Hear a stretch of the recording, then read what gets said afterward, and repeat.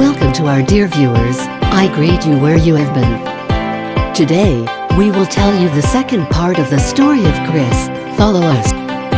During Chris and Sara's trip on their honeymoon, Chris had deposited his phone to Sara while he was checking in. Sara put the phone in her purse that she was with, and when they got on the plane, Chris wanted his phone but found Sara had fallen asleep.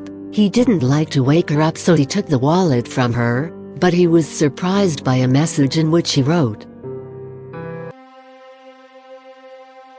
"I'm sorry Sam, I got married. I'm sorry I couldn't say no to Chris. He can meet all my demands because he's rich, unlike you. Forgive me my beloved Sam, I know that I went too far with you in the past until I handed myself over to you in the hope that we would get married. But I could not wait for you and waste this precious opportunity from my hands, and I will know how to deal with him so that he does not realize that I have lost my virginity with you. Your beloved Sara." Here Chris is very surprised. He replied, Is it reasonable that this girl is so deceitful? Am I rushing into this marriage? Did you really trick me? She looks so innocent. Wow, all my life I've been a rational man who doesn't cheat easily. If that's true, it's the machinations of a woman. He looked at her as she lay in a deep sleep next to him, a safe sleep, and he saw how on this face all that innocence was. Chris was wondering to himself, saying, No, this is unbelievable. I can't believe this. I have to wait until I confirm for myself the authenticity of what was written in this letter. Should I open up and ask her? No, she'll definitely deny it. I'll make sure my way. Long travel hours passed for Chris. This letter completely spoiled his mood as he became between truth and doubt. Sara woke up and Chris was trying not to show her anything, and he hid the message with him. Sara said, "Aren't we there yet?" Chris answered her. Soon, there's not much left. Less than an hour later they arrived at the place and went to the hotel. Went to rest after a warm bath, and then went out for lunch, and had little rest, and all that, and Chris is trying not to show anything to Sara. These views were new to Sara, and she loved them very much, and she is very happy about them, so she captivated to walk around them until the evening, and after dinner they returned to the hotel. And here Chris began to implement his confirmation plan to find out what the truth of this message.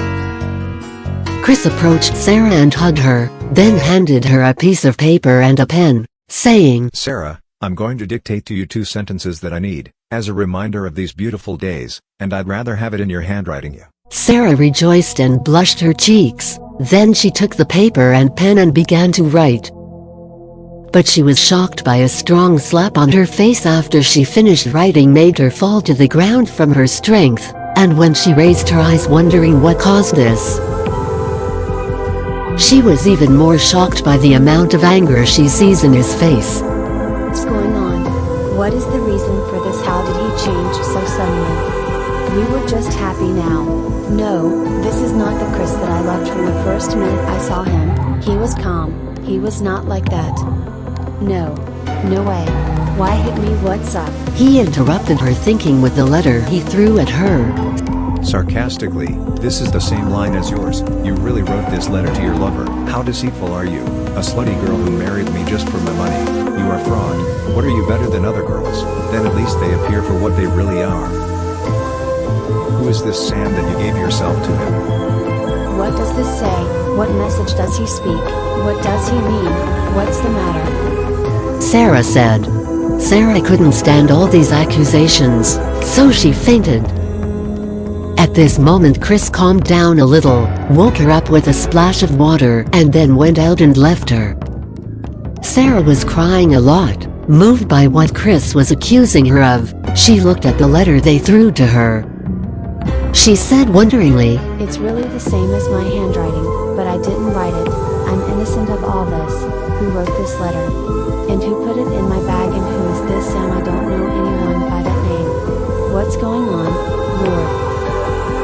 Chris, on the other hand, went out for a walk and was sad about what had happened, and he was also wondering, Who is this Sam that Sara likes? And why did she accept to marry me as long as she loves him? Why did she does this? Does she love him so much that she gives herself to him so easily? Why is she so innocent? She's such a good actress. Wow. Chris decided to go back to the hotel and talk to Sara and tell her about his decision. And after he came back, he said to her, I'm going to send you back to your parents, and I'm going to divorce you, because I can't live with a woman who married me just for money and she handed over her honor to another simply, in the name of love.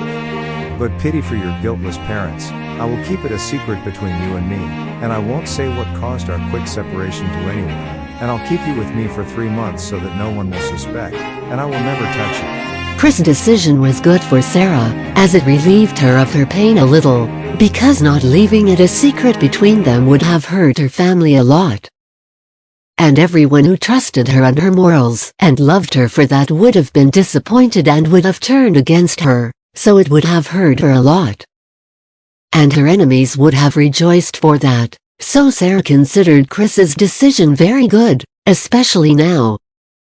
Sara decided not to weaken anymore, and that in these 3 months she will do her best to prove her innocence of all these charges, and that she won't show anything to anyone, especially Chris's family, and she will know who wrote this letter in her own handwriting. And how is it done? And how did he deliver her to her bag, aiming to be seen by Chris, who wants to tarnish her image in front of her husband and ruin her marriage? A new married life began from this moment between Chris and Sara, a life other than that which each of them had expected.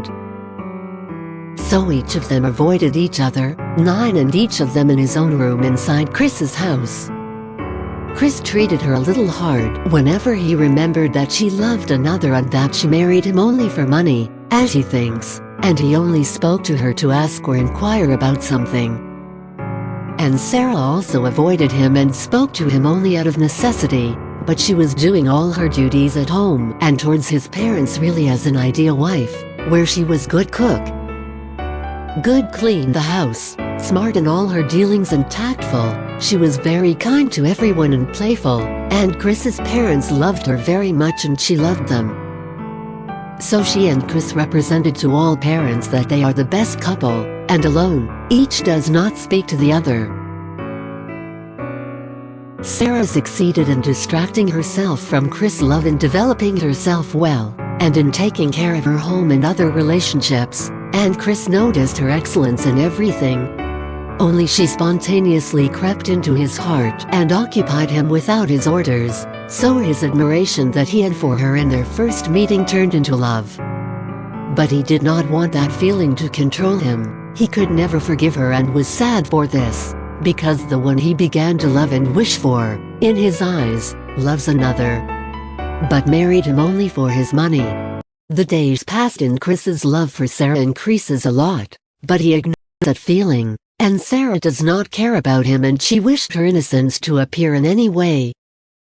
And she wants to know who planted this intrigue on her, and she was showing strength in front of everyone, especially in front of Chris, but when she is alone in her room, she cries a lot whenever she remembers those hurtful accusations. The person who arranged the letter was surprised that there was no destruction in the relationship of Sara and Chris, because they were showing nothing to others. And it is surprising that Chris did not divorce Sara and is still with her. After the passage of time, Chris's attachment to Sara increases, as he has become accustomed to waking up and Sara prepares her delicious breakfast, with her delicious scent like a rose, and her beauty that began to shine like the moon. It seems that it was poverty that was hiding her attractive features that innocence and shyness are painted on. He is used to hearing her laughter like children and she jokes his father and mother if they host them, how skilled she is in cooking and honoring my guests. My weight increases because of her food that I can't stop myself from. My clothes are always clean and tidy. Every time I come back from work I find my room organized and clean and everything is in place. How beautiful are these smells that smell in the house every day, with a different and more beautiful smell than the one before, and Chris repeats the same question to himself every day. Does it make sense that this innocent face is a traitor? Wow, what a woman machinations, as they say. Chris is sitting in his office thinking about her and repeating to himself, "You earn from your marriage from the daughters of the poor that they are skilled in their duties. They are used to firmness in everything, unlike the daughters of the rich." Also with this home experience she only just developed herself well, her other languages improved a lot. "I'm sorry that I have to divorce her soon, because she loves someone else and she went too far with him." Suddenly interrupting his thought, knocked on the door of the office. "Sir, permission to me?" "Yes, come. Sir, this is our travel program tomorrow." Chris replies, "And is it my duty to travel with you?" The worker's response, "Yes sir, it is a meeting of the directors of the companies and it is necessary to have you as a director of your company." Chris, "Well, book us tickets, let's fly tomorrow." The worker, "Your order, sir." Chris returned home and at 4 in the morning he flew. Sara woke up and, as usual, started preparing breakfast, but she was surprised that Chris did not come down for breakfast, and it is not his habit to be late in the morning. She wondered if he was okay. He hadn't come down yet. It wasn't in his nature to be late. In his room to this hour she waited for a quarter of an hour, but he didn't come down. Here Sara worried and decided to go up to his room and see what caused this delay today. And when she came upstairs, she saw that the room had no one. And she said, "Wow, when did he go out and where at this hour? It's not time to work yet." He was breaking his fast before going out. "I'll call his parents so that none of them would be sick." Chris's mother replied, "Hello Sara, how are you?" "We're fine, honey. No, he just flew for a surprise business and his plane was 4 in the morning. He didn't want to bother you. He told me to tell you in the morning. I was just going to call you." Sara was annoyed by his behavior, but she didn't want to show something to his mother, and she replied to her, "Yes, maybe he is. My aunt didn't want to wake me up. Just worried that none of you would be sick because it's not his habit to go out before breakfast. Well, have a nice day, thank you." Sara was saddened by this act of Chris. She said, "To this degree he doesn't cross me so he can't say a cold word as usual. I'm going to travel in the morning and he doesn't worry me like that. How cruel he is." Chris spent 24 hours and then returned the same hour without her knowing that he would also return. Chris returned at dawn, entered the house with his key and was shocked. He wondered, is it reasonable? She was shocked and fainted again. What surprises Chris again? What else is new? Will their relationship get better or will it get worse even more? Is the new surprise in their favor or vice versa?